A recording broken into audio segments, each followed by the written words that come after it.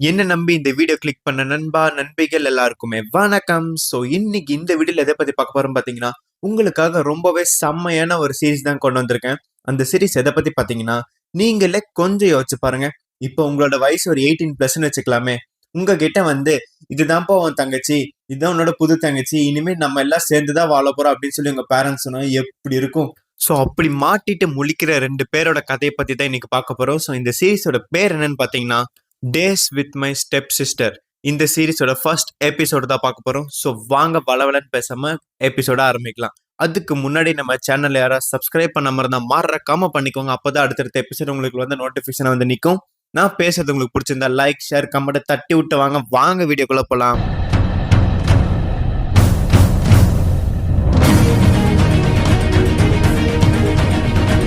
So இந்த சீரிஸோட first episode எப்படி ஆரம்பிக்குதுன்னு பார்த்தீங்கன்னா, ஹீரோவுக்கு அப்பா மட்டும்தான், ஹீரோயினுக்கு அம்மா மட்டும்தான். ஸோ இவங்க 2 பேரும் மேரேஜ் பண்ண போறாங்க. அதுதாங்க கதை. இவங்க 2 பேரும் மேரேஜ் பண்ண போறோம்.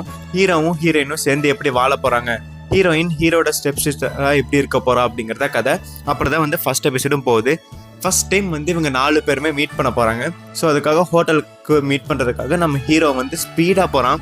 ஏன்னா ஆல்ரெடி ரொம்ப டைம் ஆயிடுச்சு, எல்லாருமே வந்துட்டாங்க. நம்ம ஹீரோ மட்டும் தான் இன்னும் வராமல் இருப்பான். ஏன்னா ஹீரோ மனசுல இருக்கும் ஸ்டெப் சிஸ்டர்னு சின்ன வயசு ஃபோட்டோ காமிச்சிருப்பாங்க. ஹீரோயின் சின்ன பொண்ணு போல, தங்கச்சின்னொடனே ரொம்ப வயசு சின்ன பொண்ணா இருக்கும்னு நினச்சி தான் அவன் போவான். ஆனால் அங்கே பார்த்தக்கப்புறம் தான் தெரியுது நம்ம ஹீரோக்கு ஒரு பெரிய ஷாக் அங்கே இருக்குன்னு.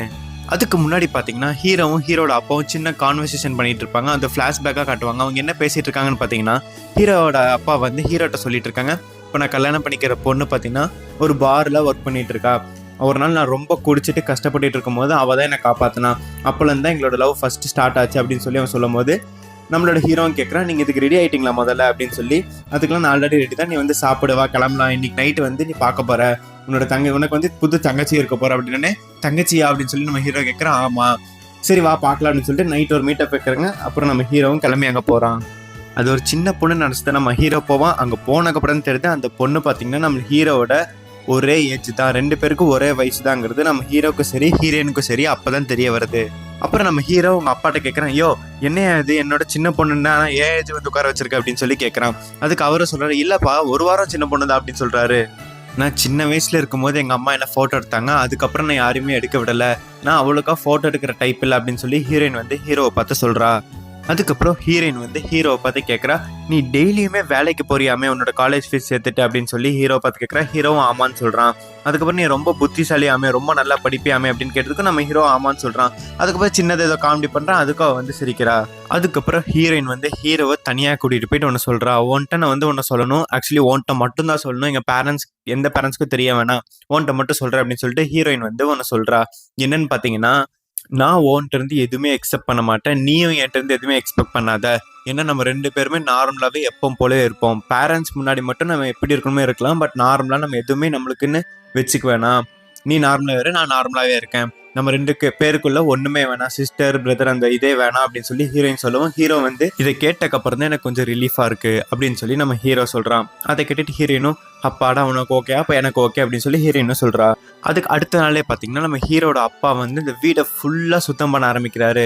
அதுக்கப்புறம் அவங்களும் வந்துடுறாங்க. அவங்க ஒய்ஃபும் சரி அந்த பொண்ணும் சரி 2 பேருமே இந்த வீட்டுக்கு ஷிஃப்ட் ஆயிடுறாங்க. வரும்போது பார்த்தீங்கன்னா அந்த பொண்ணோட அம்மா அவ்வளோ திங்ஸ் வாங்கிட்டு வந்துட்டு இருக்காங்க. ஏன் அப்படின்னு சொல்லி ஹீரோ கேட்டதுக்கு அந்த பொண்ணு சொல்லுது, எங்கள் அம்மா யாரு கேட்டாலும் வேணான்னு சொல்ல மாட்டாங்க, எது கேட்டாலும் வாங்கிப்பாங்க அப்படின்னு சொல்லி அங்கே அப்படியே ஒரு ஃபன் மாதிரி நடந்துட்டு அப்படியே வீட்டுக்குள்ளே போகிறாங்க. வீட்டுக்குள்ளே போனோடனே அவங்க 2 பேரும் கேட்குறாங்க ஹீரோட்ட, நீங்கள் எப்போவுமே இவ்வளோ நீட்டாக தான் வீடை வச்சுப்பீங்களா, ரொம்பவே நல்லா இருக்குது அப்படிங்கிறான். அப்போ ஹீரோ லைட்டாக சொல்கிறான், இதுக்கு எங்கள் அப்பா ஒரு வாரமாக க்ளீன் பண்ணிட்டு இருந்தாரு. அதை அவன் சத்தமாக சொல்லாமல் அதுக்கப்புறம் ஆமாம் நான் எங்கள் ஃபேமிலி அப்படி தான், எங்கள் ட்ரெடிஷனே அப்படி தான் அப்படின்னு சொல்லிட்டு ஒரு பிட்டை போடுறான். அதுக்கப்புறமா அவங்க அப்பாவும் வெளியே ஆமாம் எங்கள் ட்ரெடிஷனே அப்படிதான் சொல்லிட்டு ஒரு டான்ஸ் மாதிரி ஆடி ஒரு மாதிரி ஃபன் பண்ணுறாரு. அதை பார்த்து எல்லாருமே சிரிக்க ஆரம்பிக்கிறாங்க. அதுக்கப்புறமா நம்ம ஹீரோவும் ஹீரோயினை கூப்பிட்டுட்டு வீடு ஃபுல்லாக சுற்றி காமிக்கிறான். ஹீரோயினும் ஹீரோயினோட ரூமை பார்த்து, ஆக்சுவலி இந்த ரூம் ரொம்பவே பெருசாக இருக்குது அப்படிங்கிறா. பட் ஹீரோ சொல்கிறான், அவ்வளோ பெருசாக இல்லையே அப்படின்னோடனே ஹீரோயின், இல்லை ஆக்சுவலி இதுக்கு முன்னாடி நாங்கள் இருந்த இது பார்த்தீங்கன்னா ஒரே ஒரு ரூம் தான், அதில் தான் நான் எங்கள் அம்மா 2 பேருமே தூங்கிப்போம், அது எப்படி பத்துச்சு அப்படின்னு சொல்லி நம்ம ஹீரோ கேட்க, ஹீரோயின் சொல்கிறா, இல்லை நைட்டு ஃபுல்லாக நான் இருப்பேன், காலையில் எங்கள் அம்மா இருப்பாங்க, எங்கள் ஷிஃப்ட் பார்த்தீங்கன்னா அப்படியே ஆப்போசிட்டில் இருக்கும், நானும் எங்கள் அம்மாவும் மேக்ஸிமம் மீட் பண்ணிக்கவே முடியாது, அப்படி தான் எங்களோட லைஃப் டைம் ரொட்டீன்லாம் போயிட்டுருக்கோம் அப்படின்னு சொல்லி நம்ம ஹீரோயின் ஹீரோவை பார்த்து சொல்லுவா. அதுக்கப்புறமா நம்ம ஹீரோயின் ஹீரோவை பார்த்து கேட்பா, தயவு செஞ்சு நீ என்கிட்ட இவ்வளோ பாசமாலாம் இருக்காத, எதுக்கு இவ்வளோ கைண்டாக இருக்க, நான் தான் உன்ட்ட சொன்னல இப்படிலாம் இருக்க வேணாம் அப்படின்னு சொல்லி நம்ம ஹீரோயின் சொல்ல, நம்ம ஹீரோ அப்போ ஓகே இதுக்கப்புறம் நான் உன்ட்ட வந்து கேஷுவலாகவே இருக்கேன், இந்த மாதிரி ஃபார்முலாலாம் பேச மாட்டேன் அப்படின்னு சொல்லி நம்ம ஹீரோ சொன்னோன்னே, அதுக்குன்னு அதுக்குள்ளே மாறிடுவியா அப்படின்னு சொல்லி அந்த ஹீரோயின் கேட்பா. அது எனக்கு ஒன்றும் பிரச்சனை இல்லை, எனக்கு வந்து எப்படி பேசணுங்கிறது எனக்கு தெரியும் அப்படின்னு சொல்லி நம்ம ஹீரோ சொல்லுவான். ஆனால் அதையுமே அவன் கைண்டாக தான் சொல்லுவான். அதை அவள் பார்த்துட்டு சிரிப்பா.